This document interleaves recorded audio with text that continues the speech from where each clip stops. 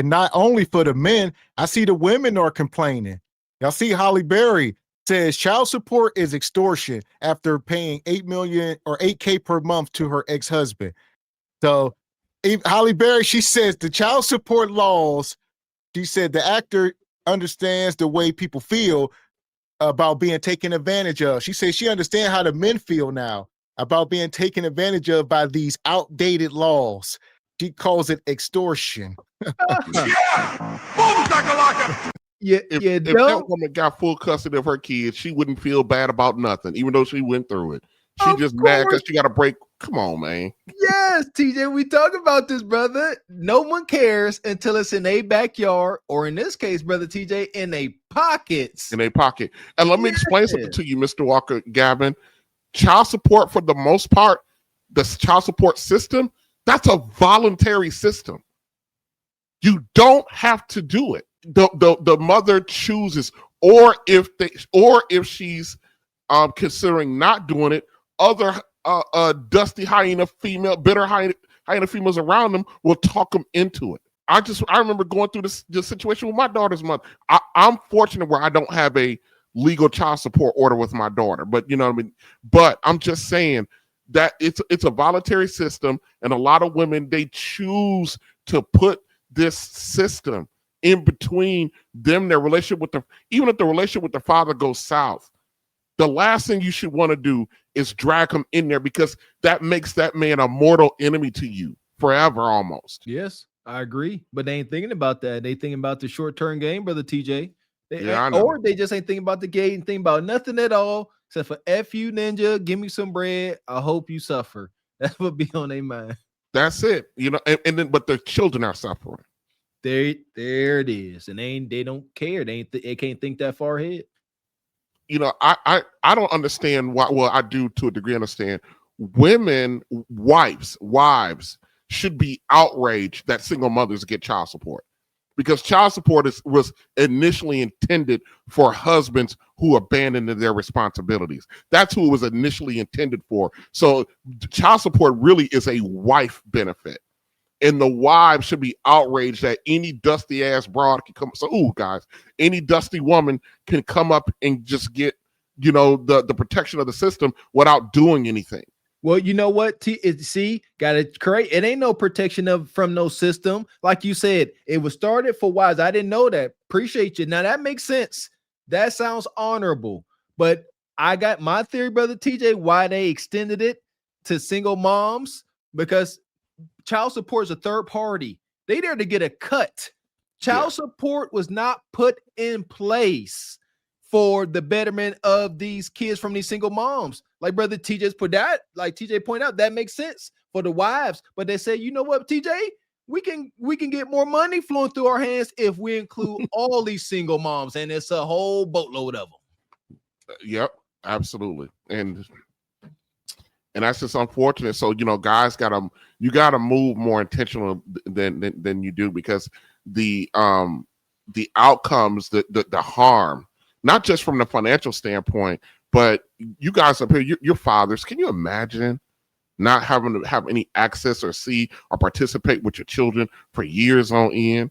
And then for them joke because the mother is angry at you, and then them jokers grow up to dislike you based on what the mother did to you, and then won't even give you the time of day to even try to explain. The best thing I ever did, I didn't meet my father till I was 30. The best thing the best decision I ever made in my life was when that joker came around, was to listen.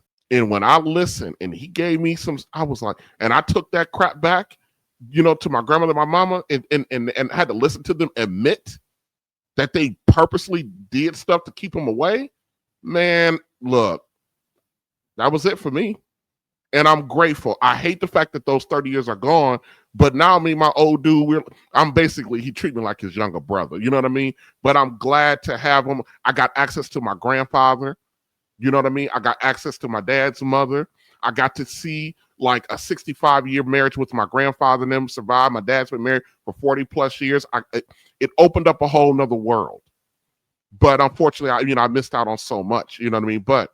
But a lot of times I'll tell anybody, you know, 18, 22, you gotta listen to your father. I don't care. You know, they'll tell you, I know what happened. No, you don't. You know what happened through the eyes of your mother. No, you don't. That's true.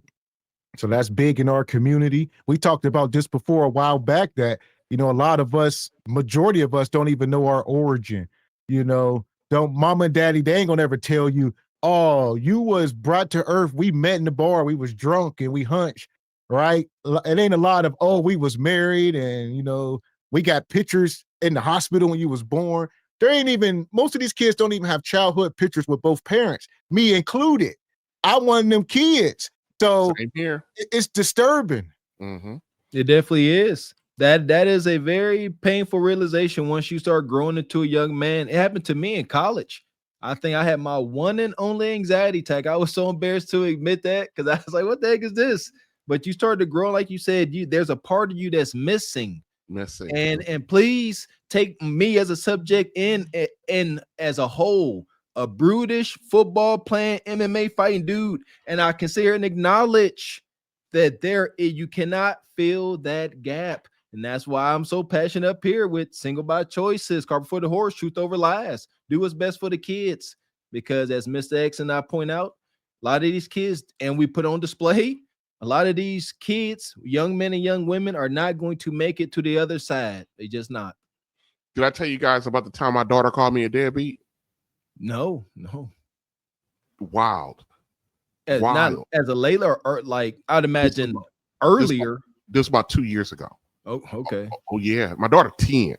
So she was 8 at the time, calling me a deadbeat. Good. Yes. That's her mama. That's comfortable. I mean, of course I knew what it was when listen, my daughter did it in public. We were out at a restaurant and she was angry because she wanted to go do something. And I told her we're not doing that.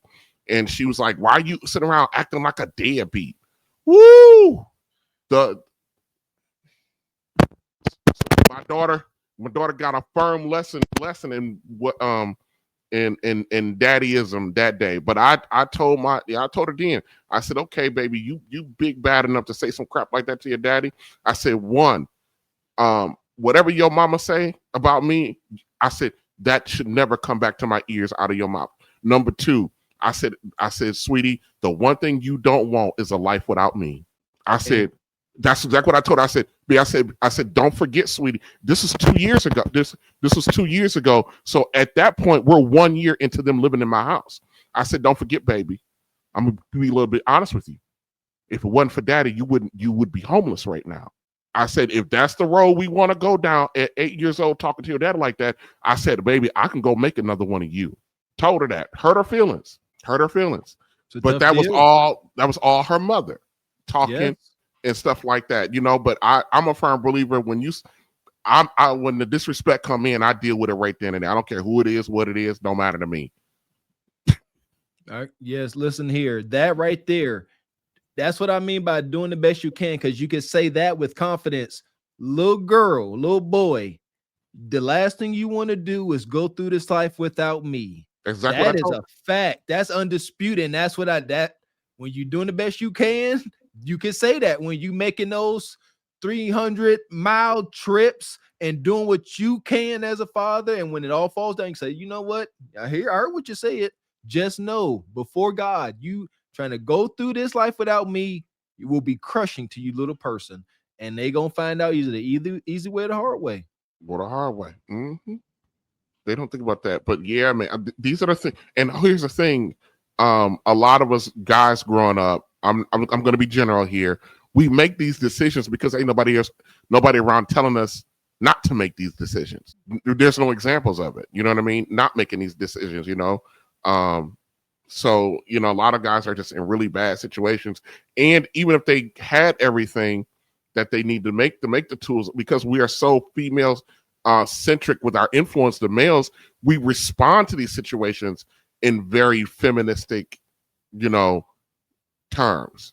See, that could be an excuse for us, brother TJ. Well, why can't we use that as an excuse? Ain't no excuses. You know, we all grew up with uncles, cousins, and them that told us, you ain't a man if you ain't out there getting no cat. And they never, ever said something about denying no woman.